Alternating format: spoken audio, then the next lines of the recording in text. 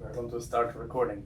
Okay, so I got to start this one. Can I first say that I was really glad the lawnmower out there is going for the whole thing. Did you see? He just shut off. Oh, it just turned off. It'll come back on. It's gonna. We'll be like, and I don't even think it's a lawnmower. welcome to the.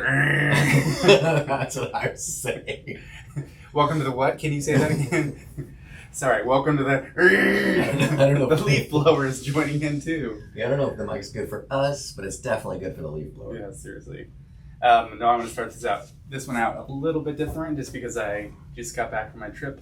Oh boy. And it's weird. I think I could tell the jet lag on the way there. It was like a couple of days, maybe 3. But I don't know if it's on the way back, if it's like coming back and working and dealing with jet lag, but it feels like it's just taking longer. Turn this way. So anyway, that's a random thought. Well, usually when you go west, it's easier. Mm-hmm. When you go east, it's harder, I think is how it works. Because I know when we come back from Georgia or whatever, or Florida, Yeah, that would be going west. we're going west and it's It's easier. harder. It's easier for me. Oh, interesting. Because then I don't know the time. Maybe, is that I always right? have a harder time coming back when I'm coming from the east this way. Interesting. Like I can adjust okay that way, but for whatever reason coming back, it's like, Well, so- your trip was a blur. yeah, I You was. can just watch the Instagram and go, and then you get tired watching. I know. When I flip through And I my wasn't pictures, even I'm like, there. holy cow, there's like a lot of stuff. Like, literally. You could flip through your pictures and just get that thing where you're like, Yeah, it's like the hand drawn picture. yeah, when you the flip the book. book. Yeah, Yeah, love like those. it's just watch. Like, this is Aaron. Like, I feel rolling like- Paris France. I feel like I just went to Europe. Dang. Right. Okay, you ready to get started? I guess. All right. That's Don't the be timer. offended, but I'm gonna drink this coffee. Okay. Bonjour et buongiorno. Welcome to the Shrink Think podcast. Why are we talking in French and Italian? Well, you are. Because I just got back from a trip to Paris and traveling throughout Italy. And so I'm just practicing. Actually, I'm still a little bit in that zone of like, when I go places and people are like, hi, can I take your order? And I'm like, bonjour. Oh, I don't have to say that. So I just figured I'd start the podcast where I'm at. So, can you introduce or No. advertise everybody the swag at the shrinkthink.com/swag in Italian? Go! No, absolutely not. Okay. I can say un cappuccino et un croissant. Croissant. That's Isn't it French. croissant? Croissant. Okay. Yeah, I'm sure if my son is listening, he's like, that's the worst French ever. Like, slapping his head. Don't worry, our kids will not listen to this. No, they're That's not not for at least 30 years, probably. right. It'll pull out the archives. Well, today we got an interesting topic. We were talking about this before we started recording. I was kind of asking you, like, okay, what is this really about? Because you mentioned something about don't be offended.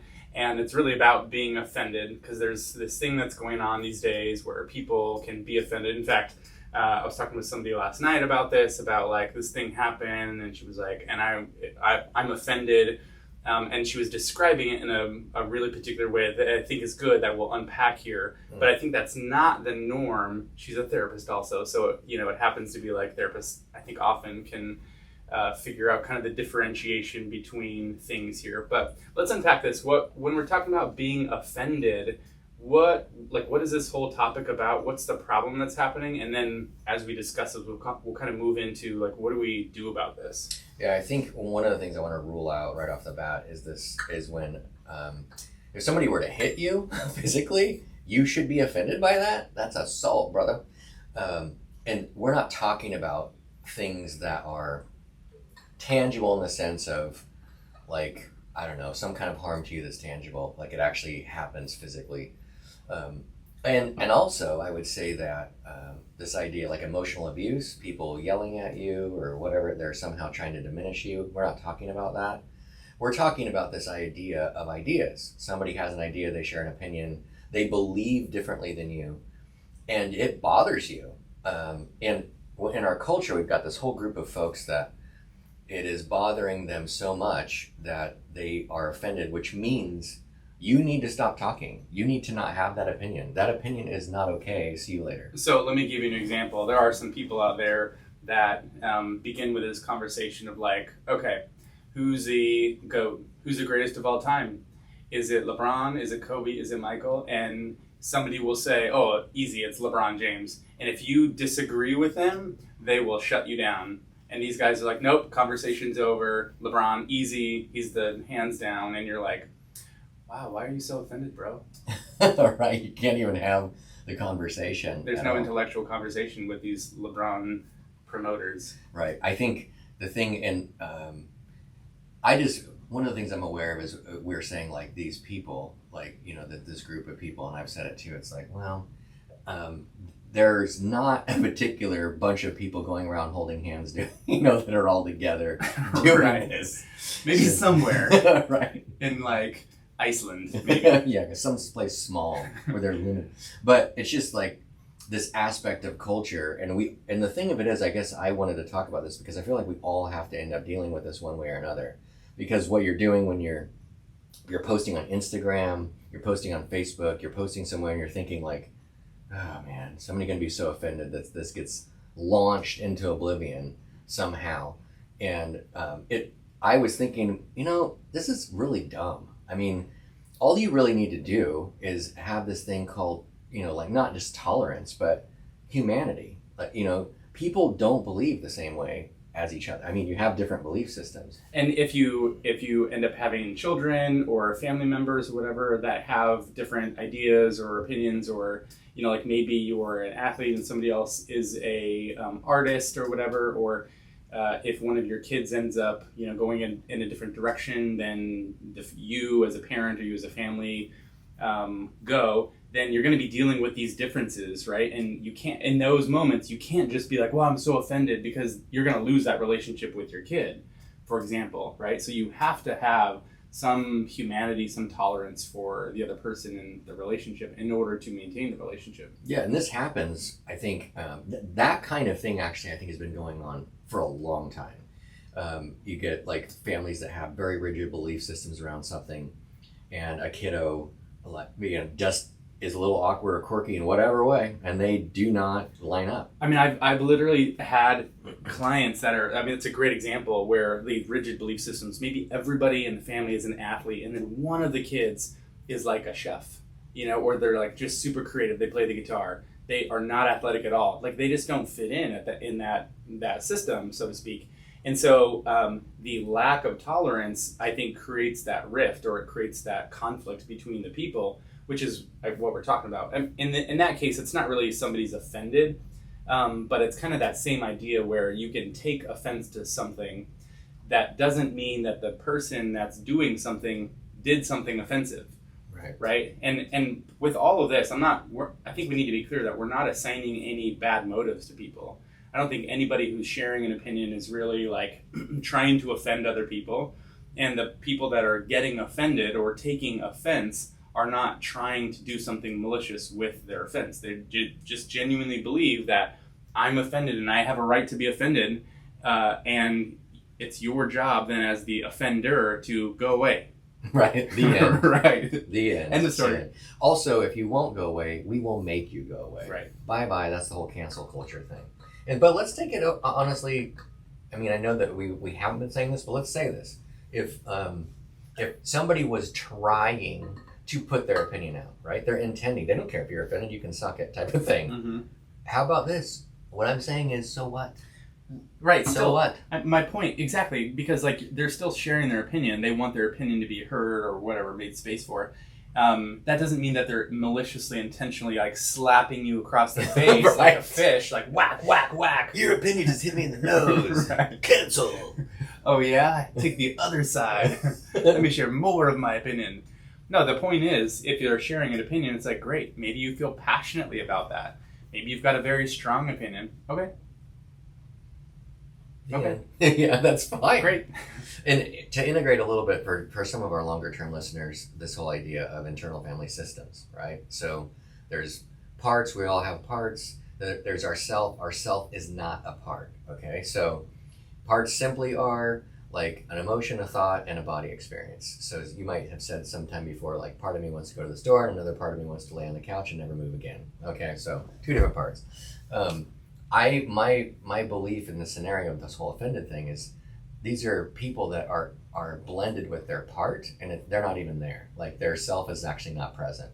They got one part of you that really wants this opinion to be out and does not care about anybody else's at all, and that is felt. The other people across from them, like maybe they get into a part where they're like totally offended. This part's like, oh no, you can't have that, you can't do that, I can't hear that. And here's the irony, and this is the reason why I use the IFS. Why parts exist is usually to put us into connection with other people. The intent of the part is to help keep some kind of connection alive. So, but the part believes it's important for this belief system, whatever it is, to be maintained. And there's something, and I'm getting a little bit too much in the weeds, but there's something in IFS is called the paradox of parts. And what it means is when the very thing that the part's trying to do, it actually doesn't get, it actually pushes away. So connect to me. I want you to believe the same way as me. It's going to be this pure, fun thing, right? That's what the part is doing. Yep. And that's what they're saying. They're saying whatever the opinion is, right? And that's what they're trying to like, come close to me. But the other person takes it and goes like, nope, I will not do that. I will run away. I am out of here. And that person's actually also trying to maintain the connection, which is a weird irony. So my point of bringing this all up is if you can look at the humanity in this situation, when it comes to understanding you're actually talking to another human being. They now have a totally different belief system than you that's completely, like, honestly, it could be totally weird.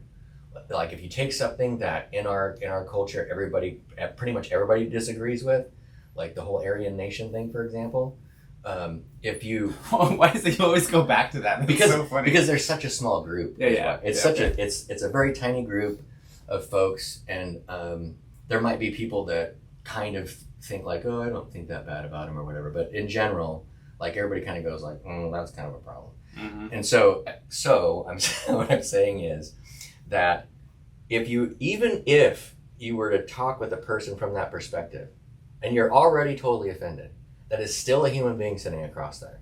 They're still human. They have whatever they have that they believe. Now they might be so rigid that they're not able to have a conversation with you. Okay, that's fine. Then you just don't. Yeah, it kind of reminds me. I remember. I don't remember if I read a story or like saw like a video on this, but there was this black guy in the South somewhere, and he was around. There were like these KKK meetings or people that were happening, and he decided to either like go to some meetings or like start talking to some of the people, and he like befriended them. Because he, from that same perspective, he was like, well, these are people, and I don't really think that I'm going to like shut this whole system down, but maybe I can like get to know a person and win a person over.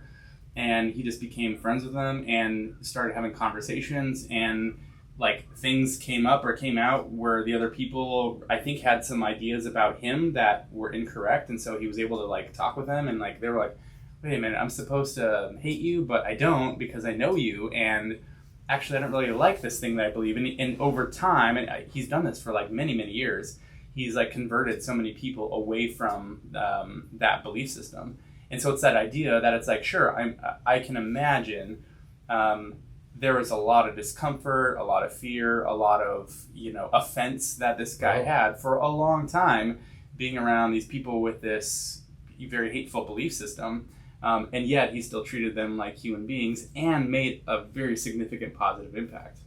Yeah, I think when it comes to tolerance, that word has been used a lot. I grew up a lot with that word. It actually makes a lot of sense. It's probably the right word to use. Ultimately, though, it's not happening anymore. It's a different version of the word now. Yeah, it's somehow become, okay, tolerance implies that you need to agree with and put up with the other person's belief. Like, no, you don't. You don't need to agree with their belief. So people are like, you have to tolerate it. Like, that's true. And that means that you just have to be able to maintain your own humanity and position, if you want to, when you're in conversation with the other person. So, like, in other words, I think about it like there's like a circle of space around you, right? If you've got your circle of space around you and I've got a circle of space around me, if you're sharing your opinion, that doesn't infringe upon my space. your space doesn't grow and get larger, your circle has not gotten bigger, and my circle around me doesn't get tinier, like squish me in, and I'm like, like stuck in. It doesn't do anything to me at all. Like it may be louder, you may be very passionate about, your opinion or share an idea that's very intense, and it may seem like that circle gets bigger, but it doesn't. It actually, in reality, has not gotten any bigger than what it is. You've just filled up the entire space of your circle with your opinion, and I'm like, okay. right. Cool, thanks for sharing. Right. It's the idea that I think as the listener on the other side, there's a part of this where I have to realize that it does not affect my space.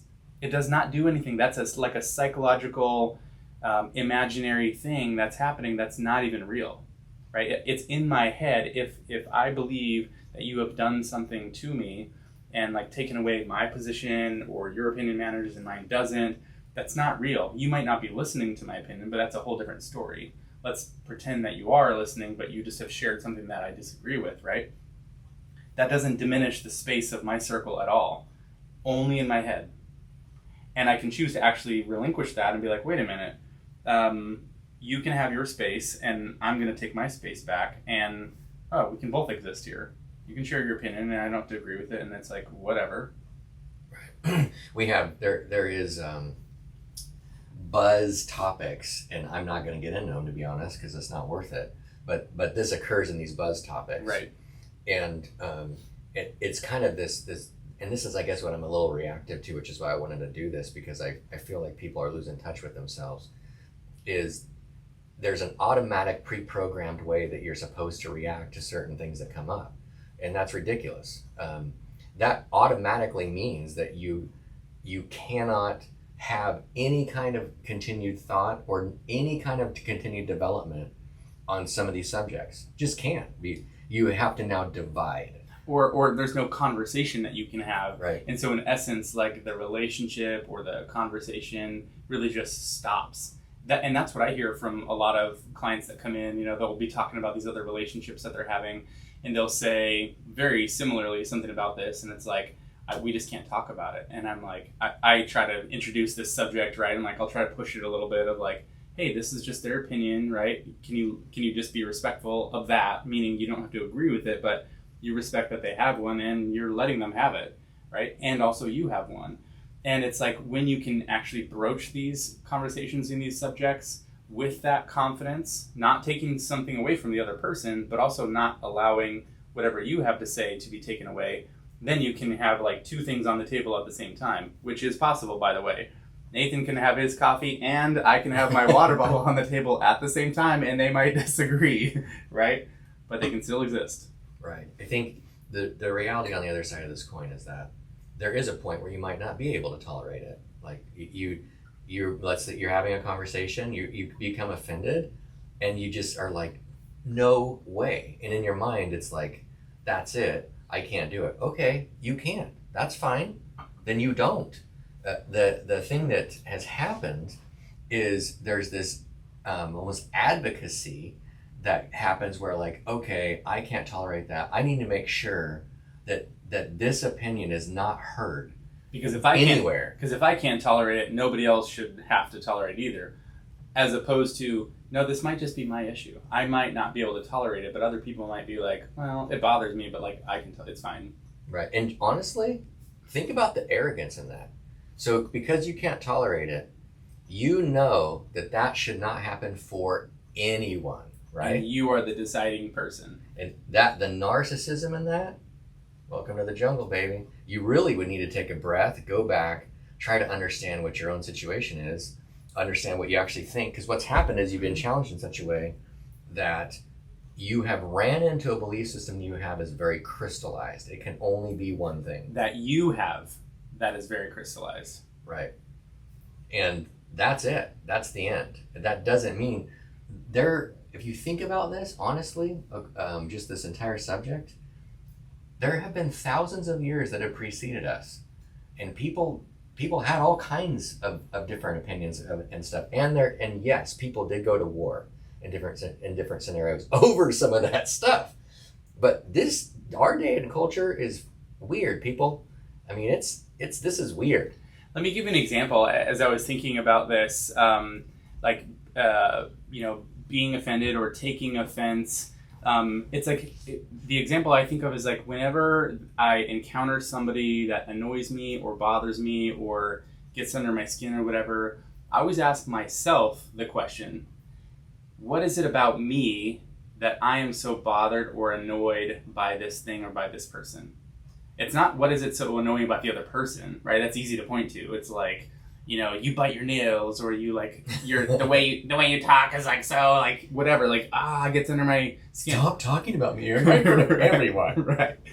But it's more like there's something in me, and to your point, you're saying that there's this like crystallized belief system that I've like never really looked at, or that is so inflexible, right? It's so rigid that it cannot flex to tolerate this thing that's happening. So there's something that's going on in me that's saying, I cannot deal with this. I have no tolerance for it. It's like, the temperature got below 69 degrees in my house, and I'm like, I'm cold. I can't handle it. You're like, nope, turn it off. Burn it all down. Right? Burn the whole thing down. It's like, wait a minute. Can I tolerate a little bit of this? What is going on in me that is not allowing me to flex a little bit? And I think the greater thing is when people get together that all agree with the same kind of belief, whatever it is, and then they go, okay, now we are all going to agree that we're not tolerating anything except this, right? Mm-hmm. Can we all put a secret handshake alert? Can we all agree that we're going to tear down anything that doesn't, whatever? My thought overall is that we have to, tolerance essentially means that you're able to sit there in the moment, hear everything that's going on, and still be connected with the person's humanity, mm-hmm. and still be connected with your own. And it may be that you have, and by the way, this crystallized belief thing that we've been talking about is not the same as like something that you just believe. Like, you believe it, you've been, maybe it's your whole life, you've thought about things, but that doesn't mean, usually in those scenarios, you can form it, like you can play with it. It's dynamic, it's flexible when you're talking with other people, and you kind of understand it and know that about yourself. And you also know that people don't agree with you, so you're not necessarily offended about whatever that is. We're talking about stuff that you run into and go, no, and then no one has to do this. It's like, mm-hmm. This is all about unity and not division, because this whole thing is creating a lot of weird stuff. And I thought, we can speak to this to some extent. Yeah, and we as therapists sit across from people who believe a lot of different things from us and share a lot of opinions that we don't share, or we don't, agree with, or we don't have the same opinion about. And yet, all day long, we develop the ability to tolerate these things and to still remain connected and to see, I don't need to agree with you on this, or we don't need to see eye to eye on that thing. We don't have to share the same opinion. We can actually have a lot of difference of opinion and still be in relationship and still be able to connect just fine. Right. So in the end, love your neighbor, I guess. And just as a reminder, like this is our little disclaimer, this is not therapy advice. We're not your therapist. We're not your attorney. So this is all just for entertainment and educational purposes. Just FYI. Right. Educate yourself. Have a good day. All right. Went by a lot quicker than I thought. I was like, what else are we going to talk about? I know. It will, and in some ways, it felt like a popcorn, maybe a little bit too much, but. And I mean, the subject is massive. I'm like, we can go into so much of it, but I was like, that's what I was just realizing. I'm like, no. Right. No.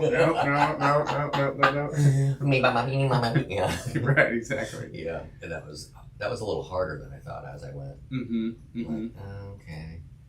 I don't want to offend people. Are you going to be offended if you listen to this? Probably, people.